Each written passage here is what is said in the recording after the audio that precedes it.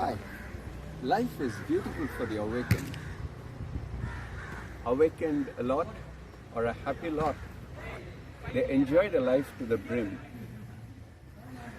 Now, if we have to understand happiness, happiness is nothing but the stuff with which we are not made up of. All that we have acquired since our childhood, out of these worldly things around us, they do not really give us the way to happiness. It is for us to find happiness from within ourselves. The emotions and knowledge that we gain since childhood through our education helps us towards understanding happiness, but more often than not, we make this knowledge and emotions for acquiring things from this world outside. In relating ourselves with people outside, in finding a pride and attaching values to material things over here. So this doesn't lead us to real happiness.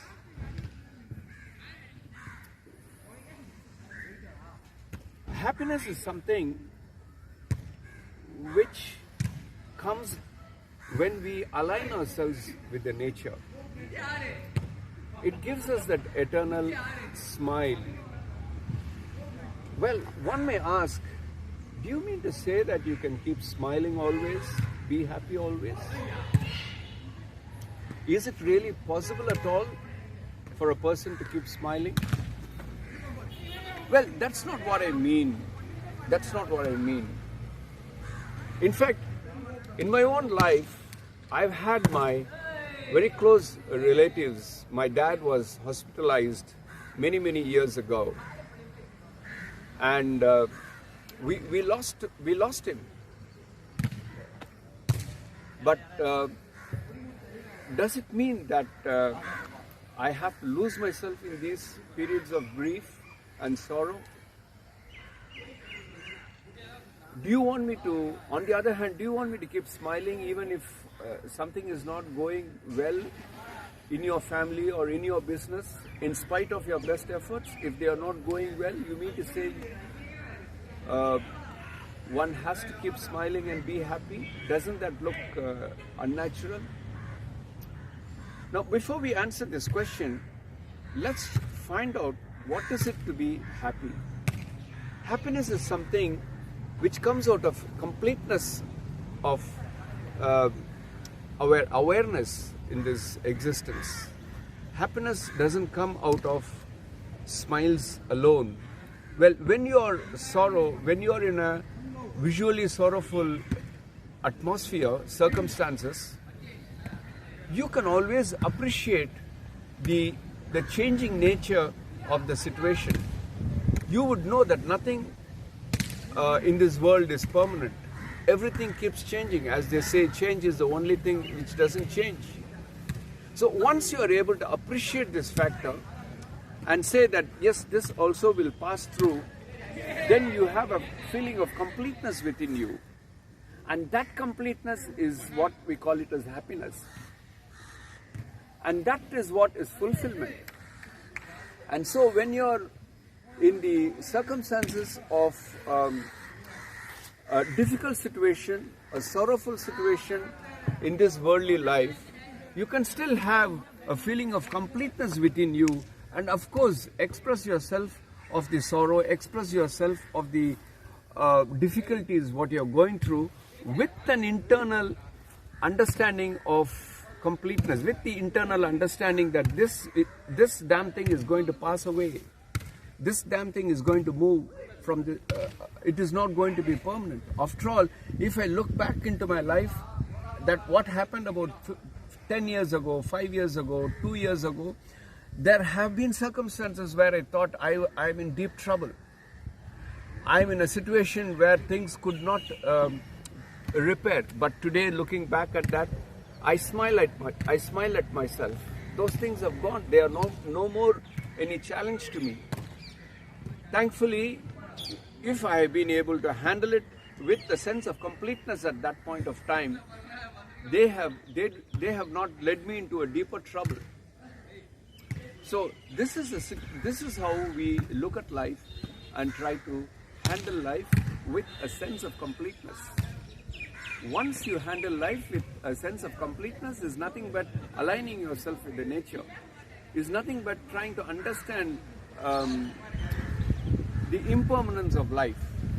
If you understand the impermanence of life, if you understand the completeness of your existence in this world, that God has created you as into a human being with potential for good wisdom, then where is the need for you to really feel miserable about anything in life?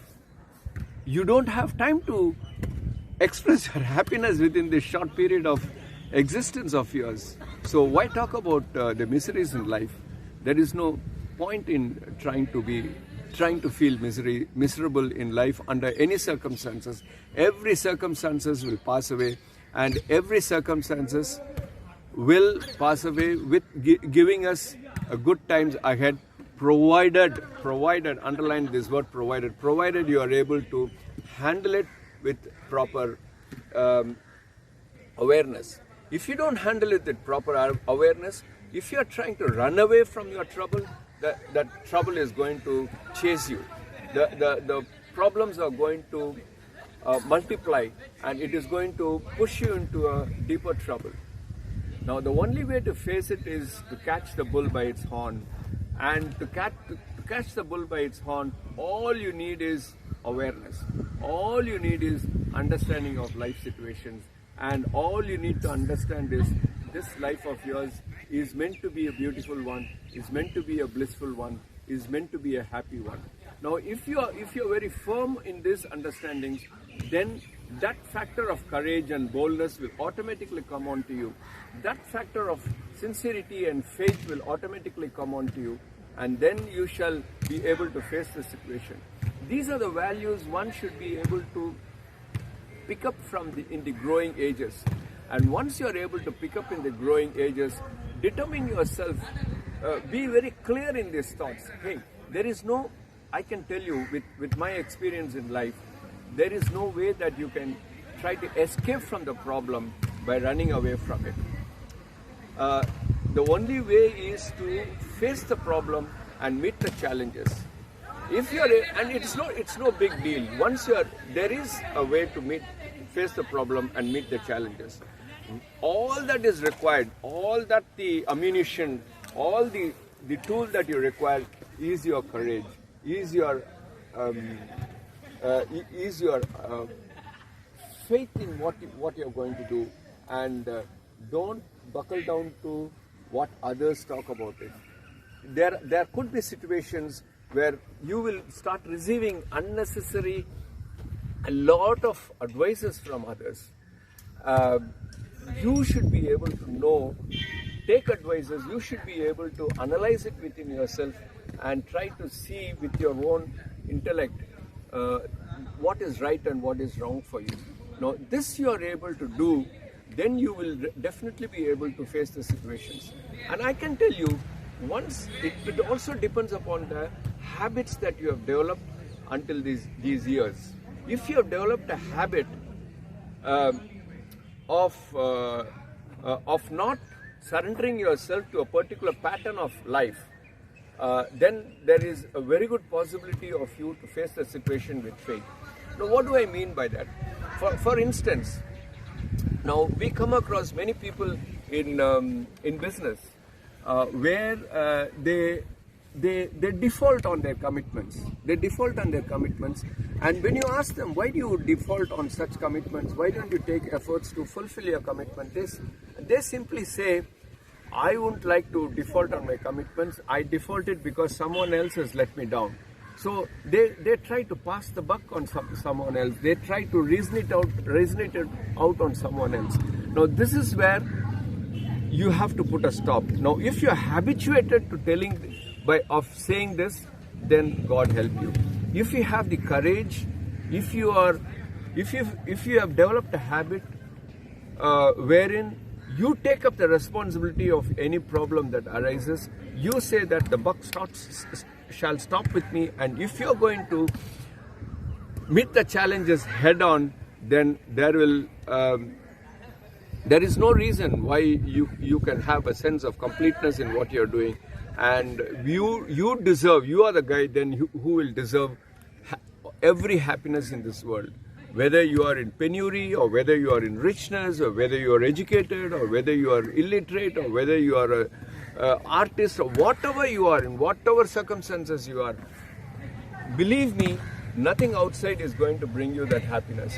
All that is going to bring you that happiness is something what is there within you, with your understanding. God has created you out of His choicest decisions. He has given you this human birth. He has given you this intelligence to understand what it is and try to explore into it. Once you try to explore into it in a very proactive manner, and the genius inside you will automatically come out. The genius inside you will automatically come out. You know, everyone has got the potential to prove something in this world. Everyone has got, you should know how to tap it, where to tap it. And once you tap it, then you identify the passion. You know, like they say, a water diviner knows where is a particular point where the water is available in ample. So he has got a technique. So likewise, you should develop a technique to find out your passion. Now, how do you find out your passion? Is there a way to find out your passion? Do you come with a manual when saying that, look, this is the passion of so and so? Like, there has not been a manual for me to say, Shankar, this is your passion, and so you try to pick up this passion and try to develop your life. No. The passion is something, you see, every one of us are born with certain tendencies in life. That's why you find some children have got a tendency to show a good absorption capacity in certain areas, and some children have got tendency in an artistic manner. So as you grow, you have your own inborn tendencies. This is one thing. And another thing is what you learn in your schools and colleges. You may learn something in your schools and colleges. Like, for example, you could have got into an electrical engineering just by chance. You could have got into electrical engineering. Probably you wanted to get into chemical engineering, but you got into electrical engineering. But then as you grow, as you start studying of electrical engineering, possibly you may find an area where it really takes you by storm, where it really takes you deeper and deeper for you to learn in some of the areas of electrical engineering. You should keep observing yourself. Where am I getting interested? What interests me? And these things, be very open with it. Now, just because somebody is paying you some 5,000, 10,000 rupees more, please don't go and take up that job for the sake of money. You try to understand which interests you. What are the areas where your natural instincts take you towards. So likewise, when you're studying, if you're studying electrical engineering, you may end up as a brilliant electrical engineer, or after you finish your studies, suppose you join a company in an electrical engineering firm, and in that company you may come across, see, for everything you need to do things with an attitude of sincerity. Now, when you do things with attitude of sincerity, even if it's in an electrical job, there could be some areas where it will draw you into certain areas of operations. It could draw you into certain areas of operations. Now, for example, if I can share something of my experience, like I'm a graduate in business administration, and after business administration, I didn't get a job in any human relations or administration areas or marketing areas. I got a job in a electrical product company where they were making electrical safety devices. I got into the job, and as I was doing the job, my inclination was towards the marketing of that same product. My inclination was towards marketing of that same product, and I went and approached my boss and I said, I'm interested in marketing, so can you give me an opportunity in marketing this product, and I will give you a target, and I will prove that I'm able to sell this product to the levels of your expectations. So that is how I started finding areas of passion in what I wanted to do. Now this one led to the other, and which led me to start my own business in electrical engineering at a later date. Now that's how I found my passion in electrical products and in marketing electrical products. But there again, when I was going deeper and deeper into it, this led me into areas of the marketing. The product led me into the areas of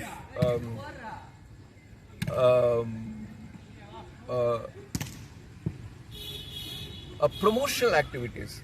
It led me into areas of promotional activities like participating in exhibitions, which I used to love to do, you know. I used to love to do participating in exhibitions and in giving presentations and in talking to customers, preparing some short stories and elements of these exhibitions.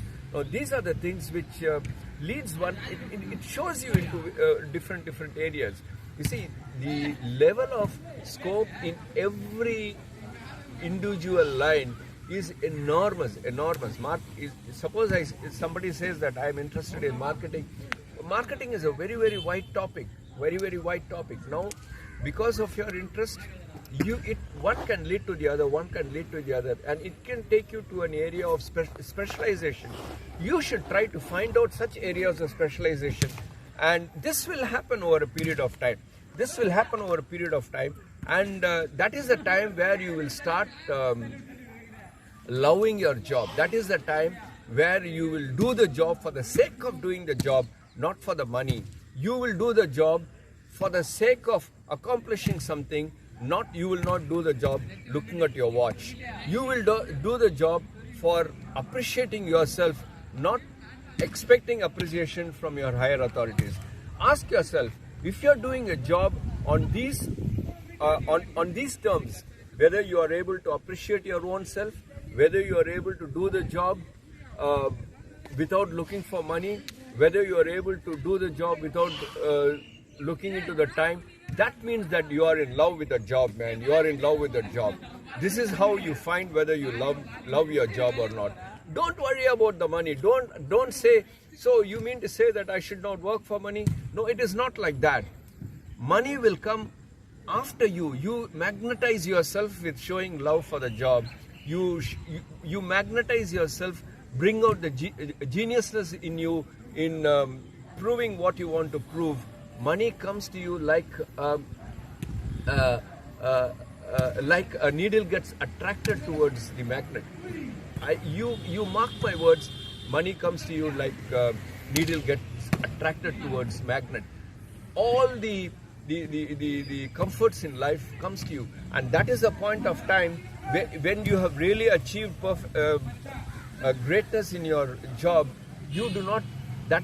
And if you have really deserved that level of greatness in what you're doing, automatically you do not attach so much of importance to money. Automatically, by nature, you get to a point where you do not attach so much of value to money and fame, because your interest is not in money and fame. Your interest is in your self-emancipation, your self-evolution, your self-pride in doing certain things and proving certain things to your appreciation and to your understanding. Once you come to that level, that is the characteristics of any famous people in this world. You see any famous people in this world, you see any big sportsman, the biggest of sportsmen. Do you think that when he plays the game of tennis, he plays thinking of the reward money that he is going to get? No, he plays to bring out the best in him. I have known a wonderful singer in my times called M.S. Subbalakshmi. When she sings, a divinity comes. The entire hall fills up with divinity. The voice is so sweet that she radiates divinity, and she was awarded the greatest civilian award that the Indian government gives, Bharat Ratna. No, she did not sing for money, she did not sing for fame. She sang for her own love, she sang to express her own love, she sang to express her bhakti towards the God. So this is the type of job, this is the type of passion that we should live in. Once you start living in this type of a passion, that spontaneity comes to you automatically, man. That happiness comes to you automatically. Whatever may be the situation, it comes to you automatically. You don't have to worry about small little pricks that you get because of the atmospheric changes outside, because of certain troubles this world can give you. If the world is giving you trouble, well, you should know how to face the trouble with an attitude of understanding that these troubles are not going to be permanent in my life. These troubles are here to pass by. So it's like doing, bathing in the sea. Whenever there is a big wave coming, we should know how to go along with the wave and come down, like a surfer does. But if you're going to be afraid of the wave and run away, it's going to thrash you down, put you down, and you're going to drink a lot of salt water. Now this don't put yourself into such circumstances. Don't subject yourself into such circumstances. And have a clarity of thought. In order to have a clarity of thought, you must develop habits of positivity right from the younger age, right from the age of as a toddler, right from the time where, after all, you did have good spontaneity as a child. You were happy, you were radiating happiness to everybody who would come and cuddle you and then who would try to play with you. The elders would like to play with children. The reason is because they are able to derive happiness by playing with children. So if you are able to retain that happiness and loveliness within you, at whatever age you are, the people will come to share their happiness with you. People will look up to you for deriving happiness. People will look up to you for deriving, wisdom out of your life. So all that depends upon the habits what you develop at your young age. All that depends upon, you develop a habit not knowing, at that young age you develop a habit not knowing why am I doing this. Suppose your mother says that you must wake up early in the morning by 5 o'clock and do exercise, do prayers, and bathe and keep yourself clean and wear clothes after washing it, and then be punctual going to school, and then do your homework promptly. And suppose your mother and father tells you that, you may not understand the reasons for why you have to do that. At times you may even question it, but you should be thankful if your parents guide you into such areas by setting an example, not by forcing upon you. By setting an example, if they are able to guide you into these areas of good habits, then these habits will give you that positivity in your outlook. You carry beautiful memories as you grow up, and we all have heard of this three-letter word called ego, E-G-O, ego. Now, what is ego? Ego is something which makes you to move away from this nature. It tells you, hey, look, Shankar, you are a different guy, and then this nature, this world is different guy. You identify yourself as separate. You should always face the world as a separate entity, and you as a separate entity, and you should also always try to protect yourself from the world outside. Now, these are the thoughts that ego will give you. Now, there could be ego for goodness, there could be ego for negativities also. But ego most of the times works out for negativities. Well, we shall talk about ego, the positivities and negativities of ego on our subsequent talks. Now, once we are able to handle this ego out of our good habits and memories, then you are able to retain your spontaneity. If you are able to retain your spontaneity, the happiness is yours. If you are able to maintain happiness, you are nothing but an expression of love, man, an expression of love.